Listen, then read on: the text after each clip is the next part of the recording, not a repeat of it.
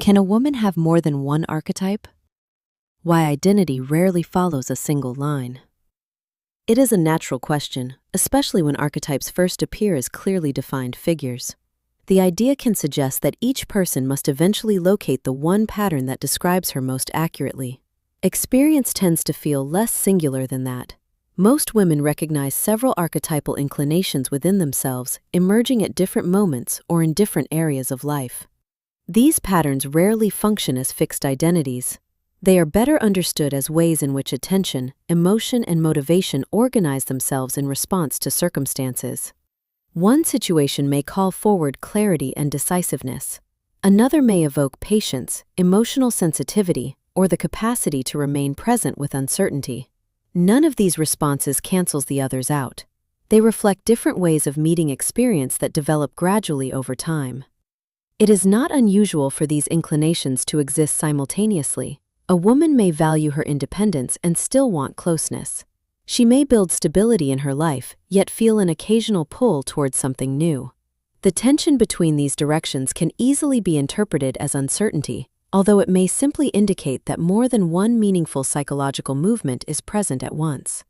Certain archetypal expressions become more visible because particular environments repeatedly encourage them.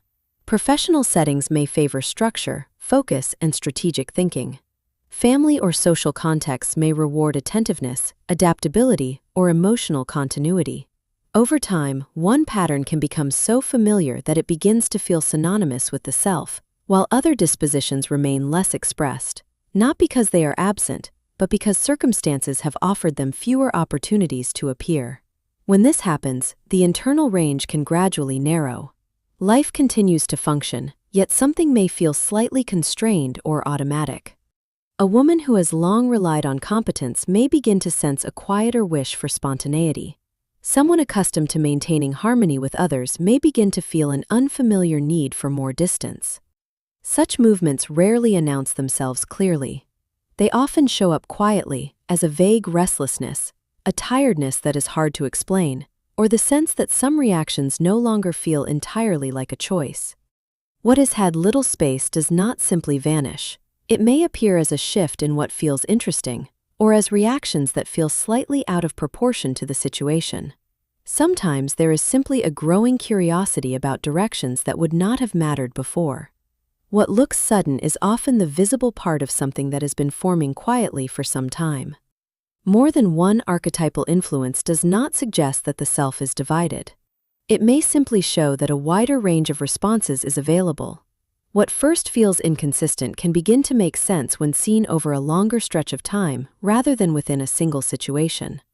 Context also plays a role in which tendencies are expressed more easily.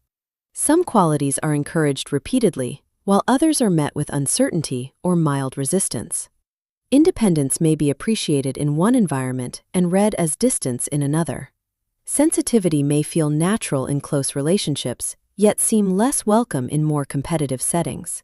Which patterns become visible often depends as much on circumstance as on personal inclination. Change rarely unfolds in a simple sequence. Priorities shift. Roles evolve. Qualities that once seemed secondary may gradually come to carry greater significance.